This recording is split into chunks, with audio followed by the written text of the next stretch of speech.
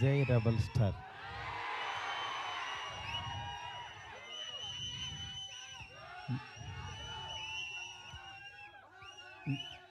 చాలాసార్లు చాలామంది అడిగేవాళ్ళు, కానీ నిజంగా అంటే మాటలు రాని సందర్భం అంటారే, అలా ఉంది ఇప్పుడు పరిస్థితి. ఫస్ట్ ఆఫ్ ఆల్ మనకి గెస్ట్లు వచ్చారు, national media. Thank you so much sir for being here. Welcome to Hyderabad sir. Please have nice food and please take our hospitality. Thank you so much sir. Telugu, Tamil and Kannada everyone. Telugu media గురించి చెప్పక్కర్లేదు. నా first beginning journey నుంచి నాతో పాటు నా family members లాగా నన్ను మందలిస్తూ, నా చేత మంచి సినిమాలు తీయిస్తూ, నన్ను నడిపిస్తూ ముందుకు తీసుకెళ్తున్నారు నా తెలుగు మీడియా మిత్రులందరూ. వాళ్ళందరికీ కూడా థ్యాంక్స్ అని చిన్న మాటతో చెప్పలేను. ఎందుకంటే ఒకళ్ళని ప్రత్యేకం కాదు, నాకు పరిచయం ఉన్న ప్రతి ఒక్కళ్ళు నేను మంచి సినిమా తీయాలని తాపత్రయపడ్డారు. వాళ్ళందరికీ కూడా పేరున చాలా చాలా చాలా థ్యాంక్స్. నెక్స్ట్ డైలాగ్ లేవు, అదే నేను మా ఎస్కేన్ అంతా చించుకోలేను, కానీ బట్ నా ఎమోషన్ అంతా లోపల ఉంటుంది.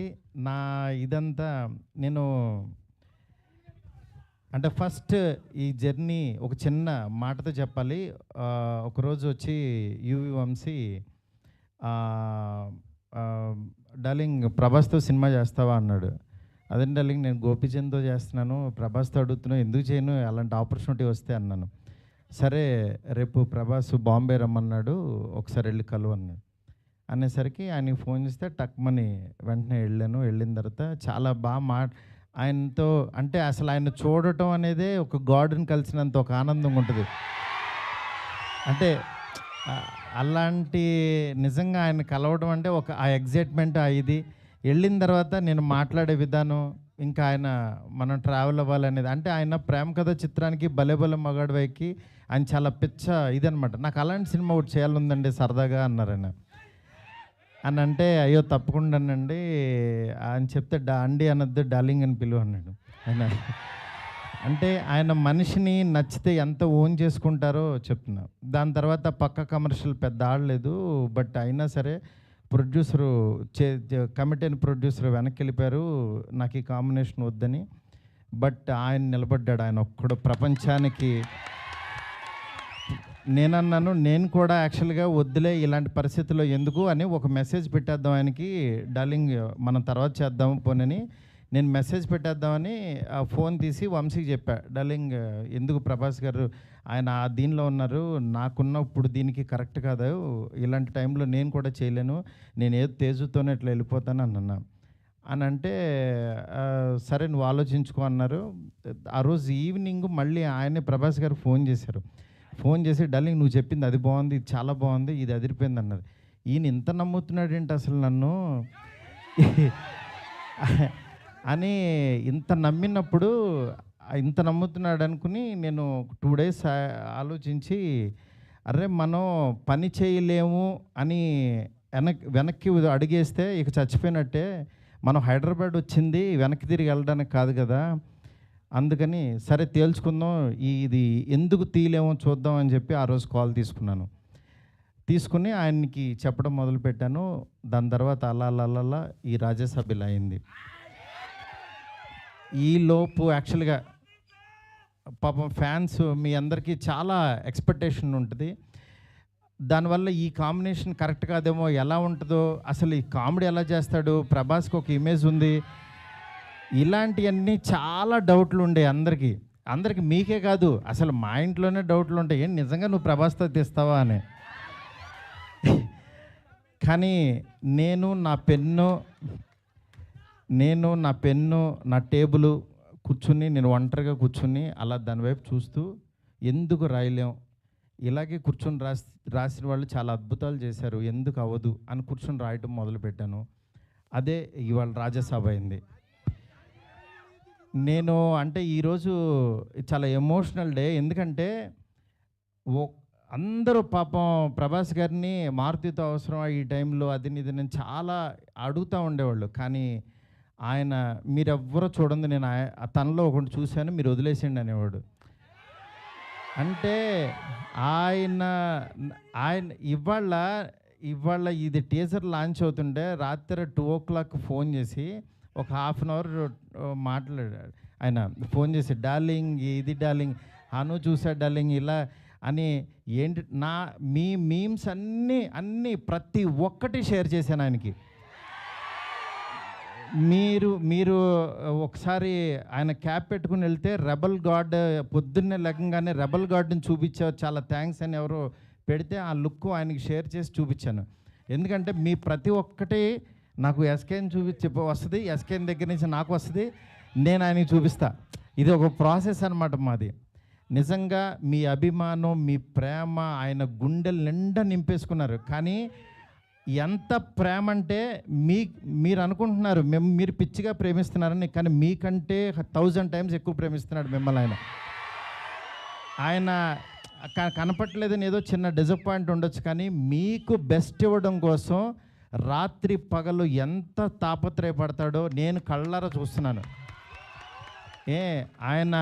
ఆయన ఏది లెక్క చేయరు అసలు. అంటే ఆయన హెల్త్ అని కానీ ఇది కానీ రాత్రి 2ంటికి 3ంటికి వాయిస్ మెసేజ్లు, డార్లింగ్ ఇది ఓకేనా, ఇది బాగుందా, ఏంటి ఇంత పిచ్చి ఏంటి అనుకుంటాను నేను. మంచి సినిమా ఇవ్వాలి. నా అభిమానులు మామూలు అభిమానులు కాదు డార్లింగ్, వాళ్ళు ప్రాణం పెట్టేస్తారు డార్లింగ్ అంటాడు ఆయన. అలాంటి అభిమానుల కోసం యాక్చువల్గా మేమిద్దరం కలిసి ఒకటే అనుకున్నాం, డార్లింగ్ వింటేజ్ డార్లింగ్ చూపిద్దాం ఒకసారి. మీ టైమింగ్ ఒకటి ఉంటుంది, ఆ టైమింగ్ని మళ్ళీ ఒకసారి బుజ్జిగాడిని మళ్ళీ టచ్ చేద్దాం. మళ్ళీ ఒకసారి పాన్ ఇండియా బుజ్జిగాడు ఎలా ఉంటాడో రాద్దాం, అలాంటి తీసుకెళ్దాం, ఈ జోనర్ ఎంచుకుందాం అని చెప్పి అలా చాలా అంటే హీరోయిన్స్ లేక డ్రైగా ఉన్న ఆయన లైఫ్కి యాక్చువల్గా ఒకళ్ళు కాదు, ఇద్దరు కాదు, ముగ్గురిని పెడదాం. ఆయన యాక్చువల్గా సరదాగా డార్లింగ్ ఒక ఇద్దరిని పెట్టగలవా అన్నారు. అంటే ఆయన సలార్లో యాక్చువల్గా ఎవరు లేరు, ఉన్న అమ్మాయి కూడా ఎప్పుడో వస్తుంది, నెక్స్ట్ కలికి కూడా సరదాగా ఎప్పుడో ఒకళ్ళు వచ్చినా వెళ్ళిపోద్ది, అదొక వాళ్ళు. నా లైఫ్ అంతా ఆదిపురుషు చూస్తేనే సీతాదేవి ఆవిడెక్కడో ఉంటుంది, ఆవిడెక్కడో ఉంది, కానీ నా దగ్గర నా ఇంట్లో ఎవరు లేరు డార్లింగ్, ఒక ఇద్దరిని పెట్టగలవా అన్నారు. ఆయన అన్న మాటకి నేను పైనుంచి కింద చూసి డార్లింగ్ మీ రేంజ్కి ఒక ఇద్దరేంటి, ముగ్గురిని పెడతానన్నా. అలా యాక్చువల్గా ముగ్గురిని తీసుకెళ్ళి ఒక హర్రర్ కొంపలో పెట్టి రొమాంటిక్ ఫ్యాంటసీ నేను చెప్తున్నాను, నేను ప్రామిస్ చేస్తున్నా ఈరోజు ఇది జస్ట్ టీజర్. ఈ వరల్డ్ ఎలా ఉంటుందో మీకు జస్ట్ చూపించామంతే. ఇది trailer cinema you can't imagine, I'm telling. ఎందుకంటే నేను యాక్చువల్గా యాజ్ ఏ ఆర్టిస్ట్గా ఇందాకడ ఒక థియేటర్కి కట్అవుట్ పెట్టారు, అదే థియేటర్ దగ్గర చిరంజీవి గారి యాక్చువల్గా బ్యానర్స్ కట్టేవాడు నేను, పెయింటింగ్స్ రాసి. అంటే నేను ఆర్ట్ బ్యాక్గ్రౌండ్ నుంచి వచ్చా, రోడ్డు మీద బొమ్మలు వేసుకున్న దగ్గర నుంచి వచ్చా. నా ఆర్ట్ని 2D యానిమేషన్ చేశా, 3D యానిమేషన్కి వెళ్ళా, అలా చివరికి యాక్చువల్గా ఒక హాలీవుడ్ కంపెనీతో వర్క్ చేసే స్థాయికి వచ్చాను ఈ సినిమాతో. నేను అందుకని చెప్తాను, యాక్చువల్గా మీరెవరు దయచేసి టైం వేస్ట్ చేసుకోవద్దు, ఎవరు హార్డ్ వర్క్ చేయండి, డెఫినెట్గా వన్ డే మీది అవుతుంది. ఈరోజు నాది, తర్వాత రోజు మీది. అంతేగాని నేను ఏదో సాధించేసానని కాదు, నేను ఒక ఎగ్జాంపుల్ అని చెప్తున్నాను మీకు అంతే. నిజంగా ఫ్యాన్స్ అందరూ, నేను ఎప్పుడు కూడా నా గురించి రివ్యూస్ చదువుకోవడం కానీ పేరు నా ఫేస్ని కట్ చేసి యాక్చువల్గా వీడియోస్లో పెట్టి నాలో లేని హీరోయిజాన్ని మీరు చూపిస్తున్నారు. నిజంగా దానికి మీకు ఏమిచ్చినా నేను చెప్పలేను. ఎందుకంటే నా ఫ్రెండ్స్, నా ఫ్యామిలీ అందరూ కూడా, మా వైఫ్ అందరూ, మా పిల్లలు మీమ్స్ చూసి వాళ్ళ ఆనందం నేను మాటల్లో చెప్పలేను. రోజు మీరు ఇస్తున్న ఎనర్జీ, ఈ ఎనర్జీతో ఈ సినిమా ఇంకా బాగా తీస్తాను. ఇంకొంచెం బ్యాలెన్స్ ఉంది, బాగా తీస్తానంటే ఇంకా చాలా తీయలేమని కంగారు పడద్దు. ఆయన వర్క్ ఉంది, నెక్స్ట్ అట్లాగే సాంగ్స్ ఉన్నాయి. ఒకటైంది కదా, కొంచెం ఆగండి, మీరు అడుగుతుంటే కంగారు వచ్చేస్తుంది. ఎందుకంటే ఎప్పుడు ఏం వదలాలో అవి వదులుతూ మీకు ఇదే రేంజ్ క్వాలిటీ కంటెంట్ ఇవ్వడం కోసమే కష్టపడుతున్నాం, టైం తీసుకుంటున్నాం. యా యా దయచేసి అర్థం చేసుకోండి sir. I hope national media you like the teaser sir. Thank you so much sir. Please encourage me sir, please support us sir. You are coming such a long way sir. Thank you so much. ఇంకేం చెప్పాలో అర్థం కావట్లేదు. నేను మీకు మాట ఇస్తున్నాను, మంచి cinema ఇస్తున్నాను. మంచి సినిమా అంటే మీరు కోరుకునే ప్రభాస్ గారిని ఎలా చూడాలనుకుంటున్నారో ప్రతి క్షణం ఆయన్ని అడ్మైర్ అయ్యి చూస్తారు. ఎందుకంటే నేను ఇంత తీసేసాను సినిమా, ఇప్పుడు దాంట్లోంచి క్రిస్పీగా మీకు బెస్ట్ ఇవ్వబోతున్నాము. Thank you so much. Thank you so much. Next నా టెక్నీషియన్స్ గురించి అందరికీ బాగా చెప్పాలి ఎట్లాగో, ఎందుకనంటే ఇంకా చాలా సందర్భాలు ఉన్నాయి. ఫస్ట్ ఆఫ్ ఆల్ నేను ఈ సినిమా ఈ స్టేజ్ ఇలా ఫినిషింగ్ ఇలా రావడం కానీ మెయిన్ కారణం ప్రభాస్ గారి తర్వాత ఓన్లీ వన్ పర్సన్, విశ్వ గారు. ఎందుకంటే విశ్వ గారు ఈ కాంబినేషన్ని ఎవ్వరూ నమ్మల, ఆయన నమ్మారు. ఆయన ఒకటే అన్నారు, సార్ బెస్ట్ సినిమా ఇద్దాం, మీరు ఏం కావాలంటే అది చేయండి.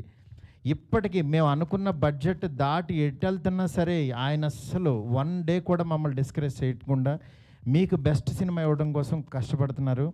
డెఫినెట్గా ఈ సినిమా చాలా పెద్ద రేంజ్కి వెళ్తుంది. అది మాకు తెలుసు, ఏం జరుగుతుందో మేము చూస్తున్నాము. Thank you so much.